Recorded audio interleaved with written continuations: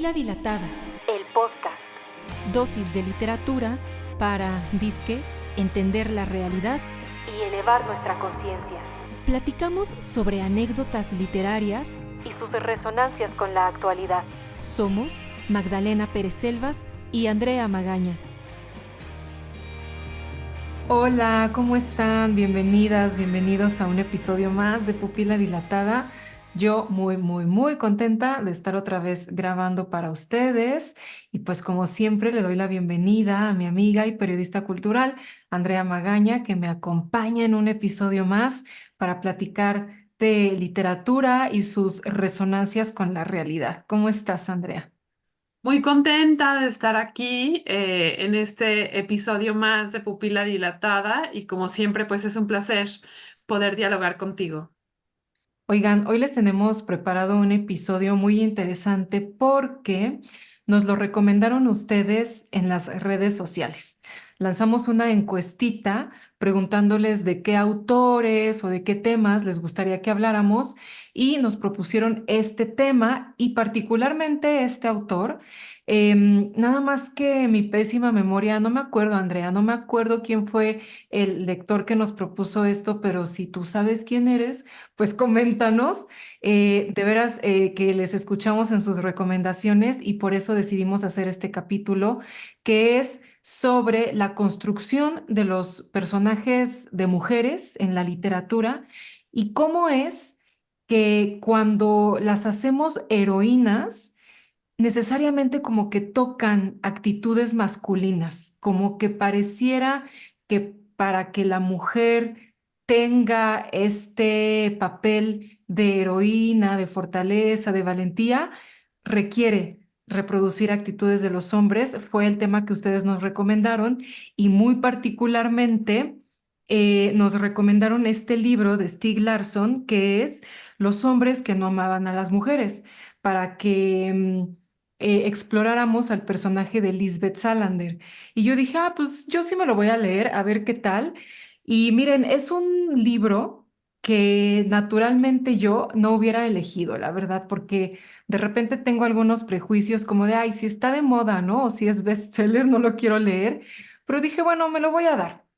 Y me lo compré en electrónico, como ya vieron, y la verdad es que está muy bueno. Me sorprendió, está muy bueno. Es un libro gordotote que tiene, seguramente ustedes lo saben, un montón de adaptaciones al cine y precisamente por eso no tenía muchas ganas de leerlo. Las películas me han gustado, pero como que con eso yo tenía suficiente, ¿no? Pero bueno, me lo leí. Como les digo, es un libro gordote, entonces me he de haber tardado pues como yo creo que como un mes. Recuerdo que me lo leí en las vacaciones de verano del año pasado. Entonces no Ujú. leí otra cosa más que este libro, pero de veras, es de estas novelas que, o sea, la agarras un rato y te puedes estar 1 hora, 2 horas leyendo, la dejas, te vas a hacer la vida y ya quieres regresar, porque está muy bien construida, está muy bien escrita, tiene muy buen flujo, te pica. Entonces, Ujú. pues vamos a estar hablando de esta novela y de este personaje, si reproduce o no actitudes masculinas, y me perdonarán ustedes, pero también me voy a autorreferenciar porque cuando reflexioné sobre este tema, me puse a pensar en mi propio personaje de mi propia novela, que es Maiwen, y dije, sí, Maiwen en el momento en el que necesita convertirse en heroína y salvar a la humanidad, sí reproduce actitudes que asociamos a lo masculino, como es la guerra, la violencia, la matazón y todo eso. Entonces, pues también me voy a autorreferenciar. Andrea, tú, ¿de qué nos vas a platicar?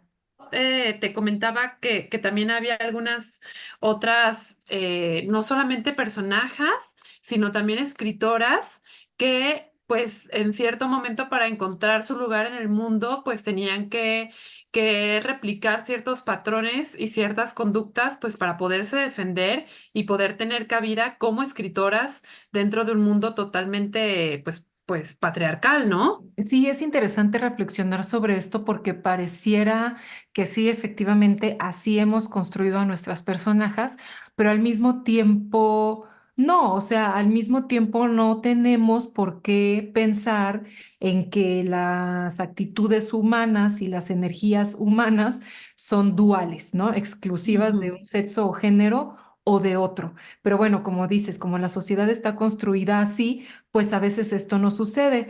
Pero bueno, pues si quieres nos arrancamos. Les voy a hablar entonces de este libro que es Los hombres que no amaban a las mujeres. De verdad, vayan a leerlo. ¿Sabes qué me gustó mucho?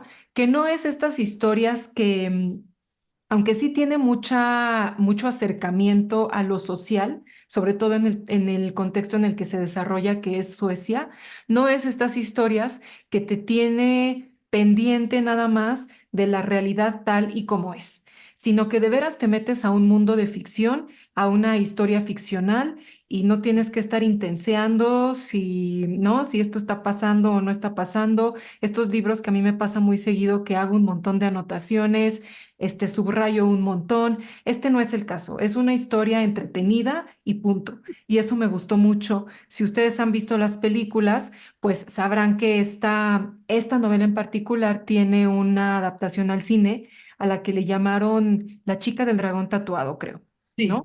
sí. Que protagoniza Rooney Mara y que esa es la que más me gusta porque ella físicamente se parece mucho al personaje que describe el autor. Entonces, primero estamos ante el personaje hombre, que es Michael, que es un periodista desprestigiado porque publicó una historia en donde no estaban como muy bien trabajadas las pruebas. Entonces, la revista en la que él trabaja, que es Millennium, también está desprestigiada, ha perdido anunciantes, etcétera. Entonces un oligarca multimillonario sueco lo busca y le dice, oye, pues ya sé que no tienes chamba, entonces yo te tengo un trabajo. Necesito que me ayudes a buscar a mi nieta que hace muchos años desapareció. Entonces, Ujú. este periodista se va a ayudar de Lisbeth Salander, que es una hacker, para resolver este caso. Y aquí empieza a desentrañarse la novela y es por esto que está considerada como una novela policíaca y sí, de veras que sí, cumple, digamos, con los patrones de este género. Entonces, bueno, ya no les voy a contar más para que vayan a leerla, pero pues sí, vamos a ver, como les decía, como un entramado social interesante que incluso leí por ahí que a la sociedad sueca no le encantó cómo el autor había pintado esta situación, porque de veras que nos muestra una Suecia que corrupta, lo que pasa en cualquier país. Nada más que como tenemos idea de que estos países de primer mundo es todo felicidad, entonces como que hubo ciertas críticas de, ay, ¿por qué el autor retrata todo esto? Pero pues bueno, es también la realidad, ¿no? Em, por ejemplo, habla, ¿no? Del empleo de fondos públicos en inversiones privadas para tráfico de armas. Fíjense eso me pareció muy interesante porque creo que ahorita lo estamos viendo con la entrada de estos países a la OTAN. O sea, que dices, pues que no, estos países eran más bien como neutros o por lo menos esta es la idea que yo tenía. Entonces el autor, siendo de allá, pues conoce mucho mejor que nosotros, entonces tiene este tipo de cosas. Y tiene unas citas, Andrea, que son muy interesantes y que tienen que ver con este tema de los hombres que no amaban a las mujeres. Debajo de todo esto hay una historia de abuso sexual, de abusos sexuales hacia Sí. las mujeres. Es un poco el caso que va a resolver el periodista y que la misma Lisbeth Salander vive. Entonces, el autor nos lanza algunos datos que dicen, en Suecia, 46% de las mujeres han sufrido violencia por parte de algún hombre. En Suecia, el 13% de las mujeres han sido víctimas de una violencia sexual extrema fuera del ámbito de sus relaciones. En Suecia, el 92% de las mujeres que han sufrido abuso sexual no lo denuncian a la policía. O sea, son datos que la verdad son súper fuertes porque tú pensarías que en este tipo de sociedades estas cosas ya no ocurren y bueno, una novela las está retratando. Entonces, eso me pareció interesante, pero pues llegando a la personaje principal, que es Lisbeth Salander, fíjate que No sé si ella reproduzca actitudes masculinas. Lo que sí les puedo decir es que la construcción del autor es muy atinada. No sé, desgraciadamente el autor muere un año antes de la publicación de sus novelas.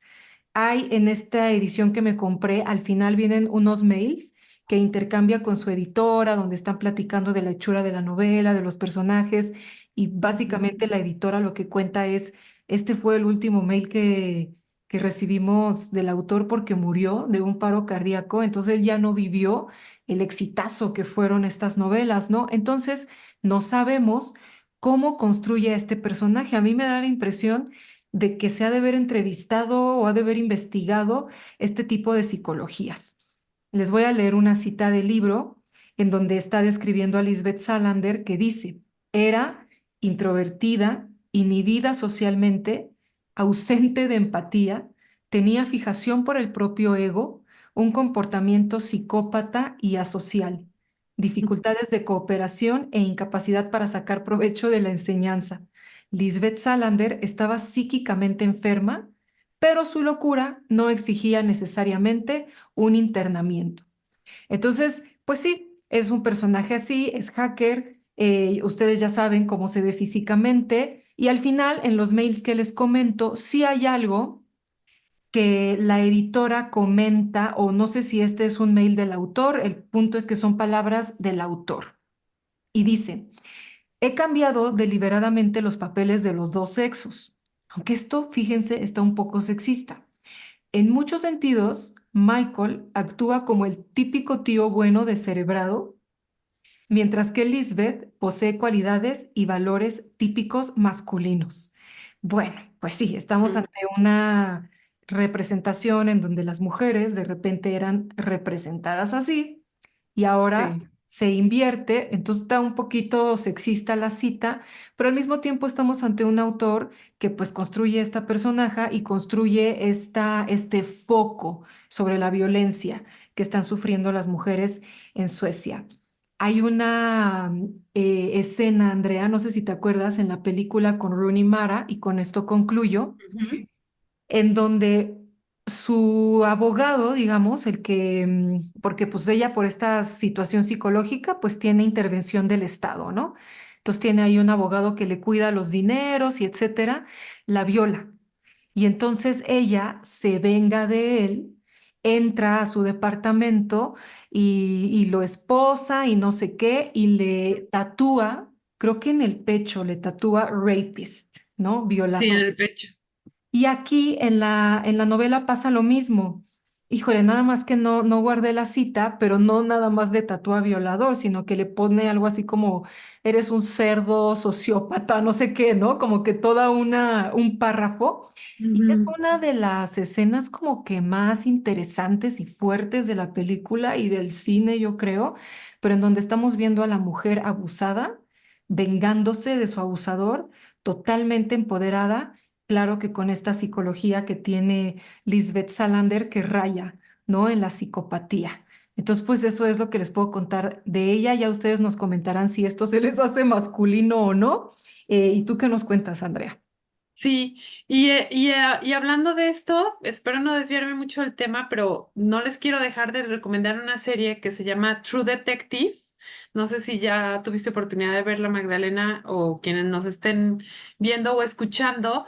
True Detective es una serie en la que nos habla justamente de una serie de desapariciones en Estados Unidos de mujeres y cómo dos detectives empiezan a investigar al respecto de estas desapariciones, pero por ser mujeres y ser mujeres que son mujeres quizás que se dedican a la prostitución, por ser mujeres que no tienen como una familia que esté como protegiéndolas o que estén rodeadas como de este círculo que de repente puede crear como esta resiliencia hacia el mundo, pues son mujeres que empiezan a desaparecer, pero al mismo tiempo no se empiezan a hilar los casos hasta que otras mujeres empiezan a levantar la voz y a hacer evidente lo que está pasando, ¿no? Entonces, justamente también es como como querer hacer que los demás te escuchen, pero al mismo tiempo, pues no te terminan escuchando y terminas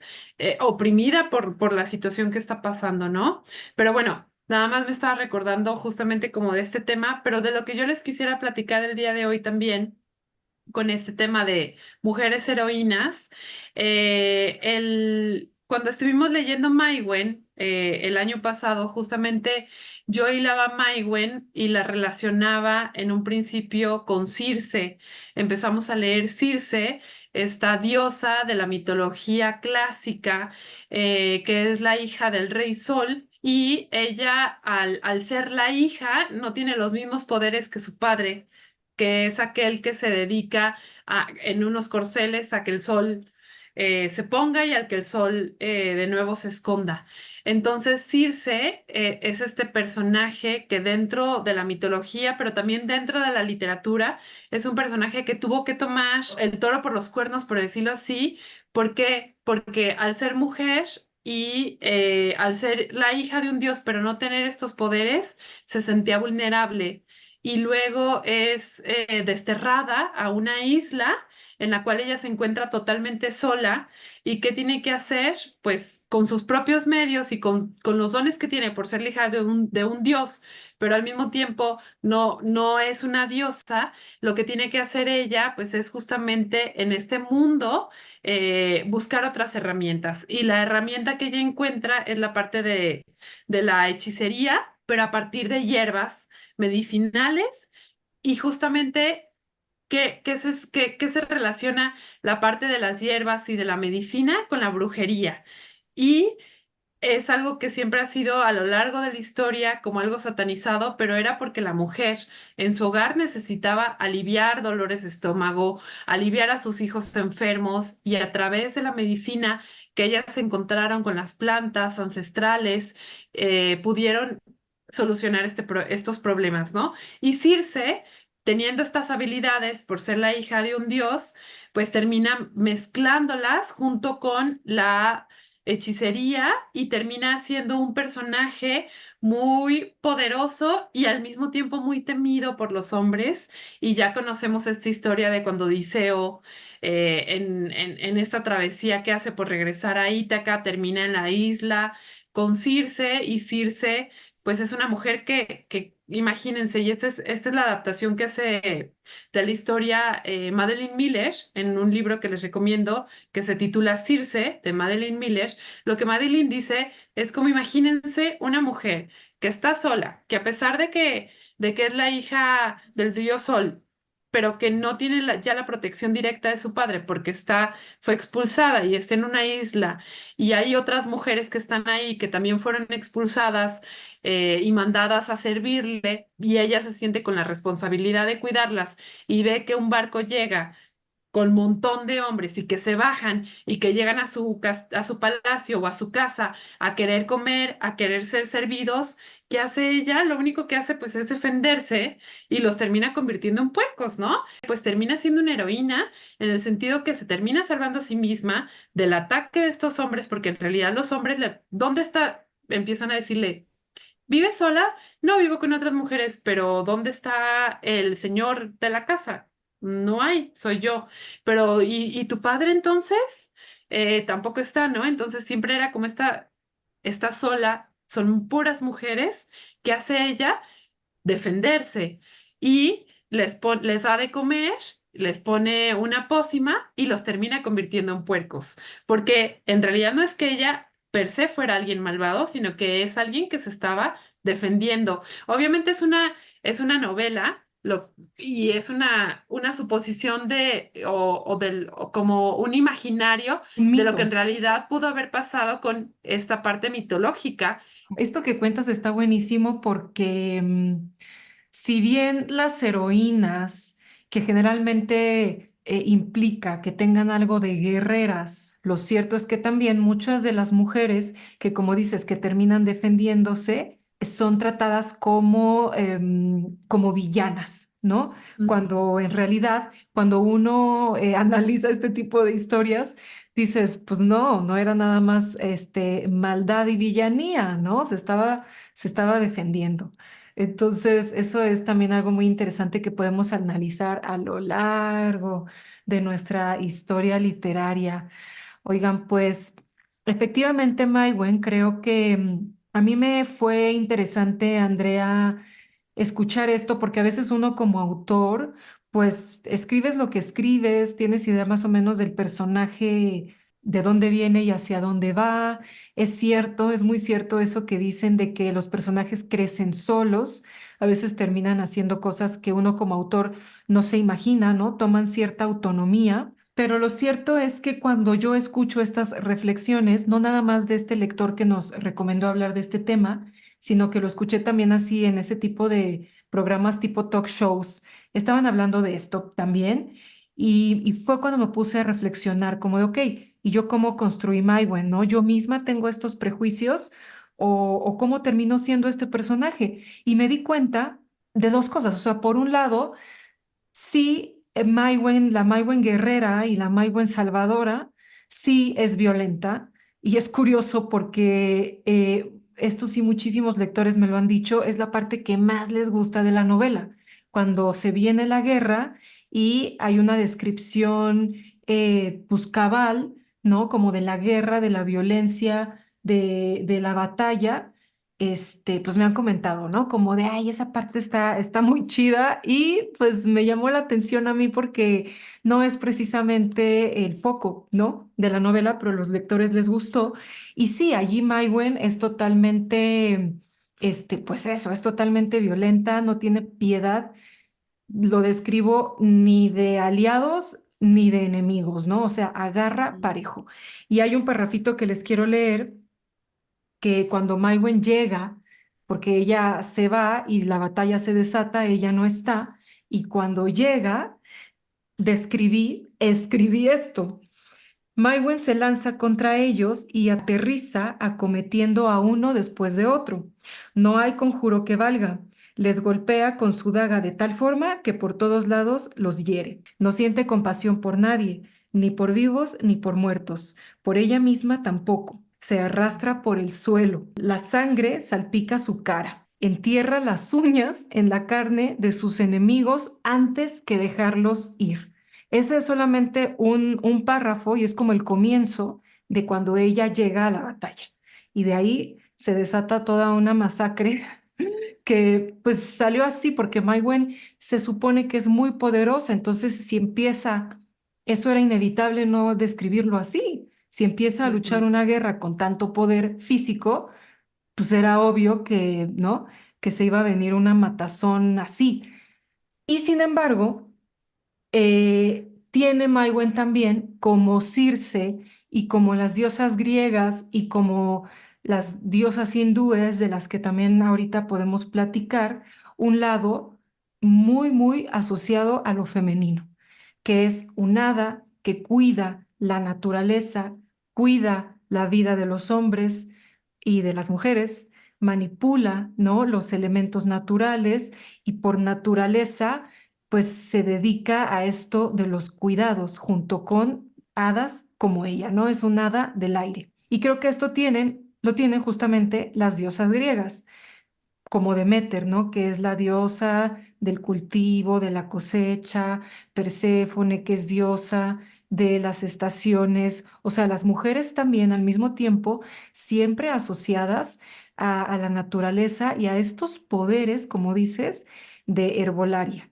que eso da para otro tema, ¿no? Esto cosa de la brujería y de la hechicería, da para otro tema también muy interesante porque como la mujer teniendo este conocimiento, digamos, a nivel social y real, implicó que se le persiguiera como bruja, ¿no? Simone de Beauvoir en El segundo sexo, que es un ensayo enorme, como que súper documentado, habla precisamente de esto. Entonces, ese otro lado de la mujer, pues también está como que sumamente interesante y bueno, como que me dije, bueno, Maiwen tiene las dos.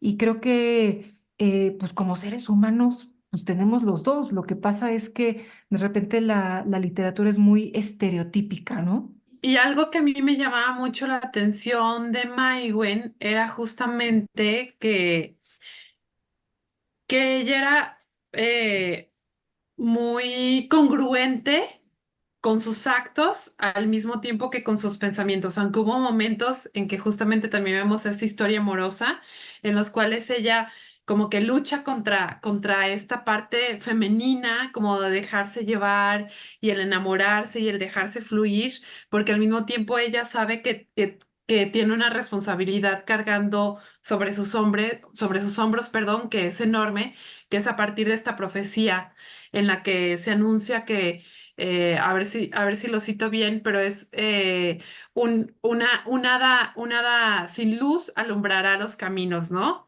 Y Maiwen es justamente una hada negra porque no tiene luz, es una hada sin luz y tiene sobre sus hombros esta carga, entonces también se siente como con la obligación de representar este papel, o así lo percibo yo, como de una guerrera, de estar resolviendo y que incluso tiene sobre sus hombros el futuro del reinado, de su reinado, ¿no?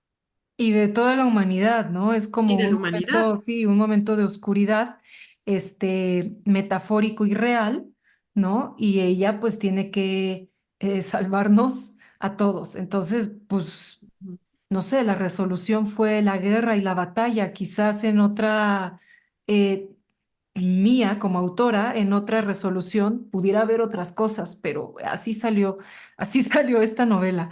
Fíjate, Andrea, que algo que también quería comentar es sobre las diosas hindúes, que creo que las conocemos menos que a las griegas, que me gustan mucho porque son superhumanas, y las hindúes, pues también, pero hay una que no sé si ustedes conozcan, que es Kali, y que la conozco bastante bien porque es una representación recurrente en la práctica de yoga, porque también es una guerrera y es como súper salvaje. ¿No? Entonces, la representación, ustedes vayan a buscarla, la representación gráfica es incluso como terrorífica, la lengua de fuera, y pues estamos otra vez ante una representación de lo femenino, pues totalmente salvajota y totalmente sangrienta, pero otra vez, o sea, no es nada más una cosa, sino que tiene estas dualidades y eso pasa con otras diosas del panteón hindú y pues pasa un montón con las diosas griegas, ¿no, Andrea? Sí, yo no, obviamente, si ya estamos hablando de diosas, yo no puedo dejar de mencionar a Minerva, ¿no? Mm. Esta diosa romana de la sabiduría, pero también al mismo tiempo es una diosa de la guerra y la protectora de las artes, y Minerva ha sido representada vestida con una armadura que siempre llevaba un casco, con una lanza, con un escudo, que el escudo es pues este símbolo protector que llevaba consigo misma y que sus animales predilectos pues eran la lechuza y la serpiente, ¿no? Entonces, justamente Minerva, ¿qué más tenemos nosotros con una diosa de la guerra y de la sabiduría, pero que protege las artes, porque creo que también relacionamos continuamente eh, a estas mujeres con la parte de la protección, ¿no? Lo vemos con Minerva también como en esta parte de que no solamente es una diosa, sino también es una diosa guerrera y que es la hija del rey de los dioses, que es Júpiter. Entonces, desde un inicio, su nacimiento es bastante peculiar, ¿no? Porque ella nace a partir de la cabeza de Júpiter. Entonces, pues tenemos aquí también una diosa bajo unas circunstancias pues extrañas, pero al mismo tiempo muy poderosa. Sí, Sí. pues estamos ante estas representaciones que además son como muchas otras cosas, ¿no, Andrea? Como que en la primaria o en la secundaria nos enseñan, ay, sí, es diosa de la sabiduría, ¿no? En el caso de Cali puede ser incluso diosa de la muerte y la destrucción. Y hasta ahí se Ujú, queda. Pero cuando nosotros ajá, nos clavamos en ujú, las metáforas, en los significados, que los dioses griegos o romanos los tienen y en específico esta que les cuento de Cali, pues resulta ser también la representación de la conciencia humana, del ser, la fuente del ser. Por eso es salvaje, ¿no? Por eso es irrefrenable. Se le representa bailando sobre el cuerpo caído de Shiva, que es como esta propia destrucción. Entonces, este círculo que tienen los hindúes de creación, sostenimiento, destrucción, y que es lo que vivimos los seres humanos todo el tiempo, ¿no? Creamos, sostenemos y se destruye. Y volvemos a crear y lo sostenemos y se destruye. Nada más que a veces nos cuesta un poco de trabajo aceptar la destrucción porque generamos un montón de apegos. Pero fíjense toda esta clavadez que les estoy contando, que también representan las diosas, ¿no? Todas estas historias que hay detrás, en mi caso, a mí me resultan pues muy interesantes porque justamente también nos ayudan a construir la historia de la mujer a lo largo de la humanidad y la representación y los papeles que las mujeres han jugado dentro de dentro de la mitología, pero al mismo tiempo cómo, hablando ya de los personajes y de las heroínas, cómo se van construyendo también a partir de ir tomando estos elementos e irlos empoderando y también ni siquiera es empoderando, es más bien como darle sus cualidades sin tener que meternos en la parte del género. Sí, exacto, ¿no? Como te decía, como pensar en, pues esto es humano. O sea, tenemos, o este tipo, los dioses griegos son interesantes, interesantes por eso, reproducen la humanidad. O sea, están calcados del ser humano, ¿no? Así es, creo que vale la pena que reflexionemos. Y yo en un inicio te había dicho, y también les voy a hablar de algunas escritoras que han tenido que replicar ciertos patrones y nada más no quisiera como dejar de mencionar a una que también he estado leyendo recientemente y que la siento muy, muy cercana, que es Mary Wollstonecraft, la mamá de Mary Shelley. Esta mujer que se enfrentó a una sociedad inglesa totalmente cerrada hacia la escritura de la mujer. Entonces, ¿qué hizo Mary Wollstonecraft? No solamente viajó y le tocó vivir la Revolución Francesa y todos estos movimientos sociales, sino también el poder crear personajes femeninos que combatían, que luchaban y que tenían que replicar ciertos patrones porque eran las referencias que ella llegaba a tener dentro de la literatura.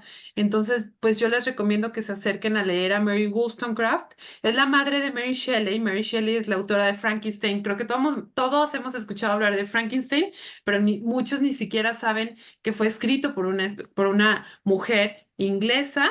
Mary Shelley, y que aparte Mary Shelley tuvo una madre, perdón, Mary Wollstonecraft, que escribió un libro que se llama Vindicación de los Derechos de la Mujer, aparte, ¿no? Con estas ideas de la Revolución Francesa que decía, ok, está la Revolución Francesa, luchar por el hombre y los derechos, pero ¿dónde estamos nosotras? Ujú. Sí, es uno de los grandes referentes teóricos y conceptuales del feminismo. Y por ejemplo, tú también hablabas de Sor Juana, esta cosa de replicar, pues ya no replicar, sino verte en la necesidad de entrarle, de pensar que tienes que tener un nombre de hombre, como les pasó a muchas autoras que tenían que usar seudónimos, o Sor Juana decía, ah, mamá, vísteme de hombre para que yo pueda entrar a la universidad. O tenemos un capítulo aquí en este podcast sobre Catalina de Erauso, que huye del convento, se corta el pelo, se viste de hombre para pues vivir una vida libre. Y allí nos cuestionamos si estamos ante un caso trans o es un caso de una mujer que Adaptándose. quiere adaptándose, exacto, que para vivir una vida libre no le queda de otra. Entonces, pues sí, creo que las mujeres hemos vivido, ¿no? Como este tipo de situaciones ante la cuarta ola del feminismo, ¿verdad? Va a ser muy, muy, muy interesante ver la producción literaria y mitológica de estas épocas. Y también, por ejemplo, este libro, que era algo que quería comentar también, de Perras de Reserva de Dalia de la Cerda, esta escritora que tiene este librito de cuentos en los que todos sus personajes son femeninos, son personajes, ¿no? Pero son personajes que, por ejemplo, una es la hija de un narcotraficante, pero también ella termina como tomando el poder y tomando decisiones. Tenemos a una mujer que es sicaria y pues que se dedica a ir a justiciar a personas bajo sueldo, replica justamente estos patrones y al mismo tiempo nos las termina pintando pues como mujeres heroínas porque están tomando bajo su propio control y bajo su propia venganza, la venganza bajo sus propias manos, pues, ¿no? Entonces, a mí se me ocurre también Perra se reserva, sería como otra de mis recomendaciones literarias del día de hoy de Dalia de la Cerda. Sí, fíjate que esto que comentas se me hace interesante porque vale la pena que lo reflexionemos. Vivimos en una sociedad, desgraciadamente por el sistema económico que usamos, pues violenta y rapaz y extractivista, ¿no? Entonces, podemos hablar que estos son valores masculinos o son valores de la humanidad o son actitudes de la humanidad. Y una de las cosas que yo también me he preguntado y les queremos dejar esta reflexión es las mujeres que llegan al poder a nivel de empresas, a nivel de países y que son consideradas buenas gobernantes, pero que vemos que replican estas actitudes rapaces del capitalismo. A veces se Ujú, piensa o hay como una utopía de que la mujer en el poder, y está buenísimo para reflexionarlo en México, porque estamos a punto de tener una mujer presidenta, ujú, de que la mujer en el poder va a tener foco en otro tipo de cosas, pero tenemos mujeres en el poder que no les queda de otra que adaptarse al sistema económico, que ya les dije cómo es. ujú. Entonces, eso genera una reflexión interesante que toca la realidad, que toca la actualidad y pues que toca a las escritoras y que toca a nuestras personajes. Entonces, bueno, pues no sé si quieras comentar algo más, Andrea. No, es que esta última reflexión que estás haciendo me parece súper interesante y más por los acontecimientos que vamos a tener en México, ¿no? O sea, sí o sí vamos a tener una mujer presidenta. Y nada, me quedo también pues con esta tarea justamente de no quedarte con la primera impresión o con lo simple, sino intentar ir más hacia allá, hacia lo profundo y reflexionar sobre el tema, que creo que es un tema que se puede tocar de muchas diferentes aristas, ¿no?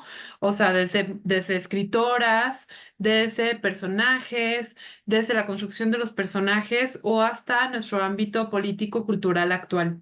Entonces, creo que justamente, pues vale la pena que reflexionemos y que lo tengamos en cuenta. Sí, nuestra historia literaria está llena de autoras y de personajes. Por lo pronto, pues les invitamos a leer a Stieg Larsson, muy, muy ampliamente recomendado. Obviamente, les invito a leer Maïwenn, si se les antojó, lo pueden adquirir conmigo. ¿Y qué les invitas a leer tú, Andrea? Pues a leer Circe de Madeline Miller, que también es una novelita, como les decía, pues muy ligera.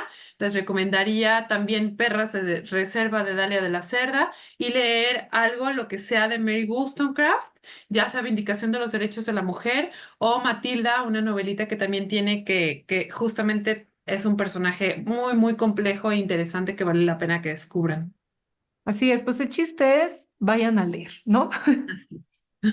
Oigan, pues muchísimas gracias de verdad les agradecemos muchísimo, muchísimo que dediquen 40, 50 minutos de su tiempo a escuchar este podcast, habiendo tantísimo contenido allá afuera. Les agradecemos mucho que nos escojan a nosotras y también muchas gracias a ti, Andrea, también por hacerte tiempo en tu día para sentarte a platicar conmigo.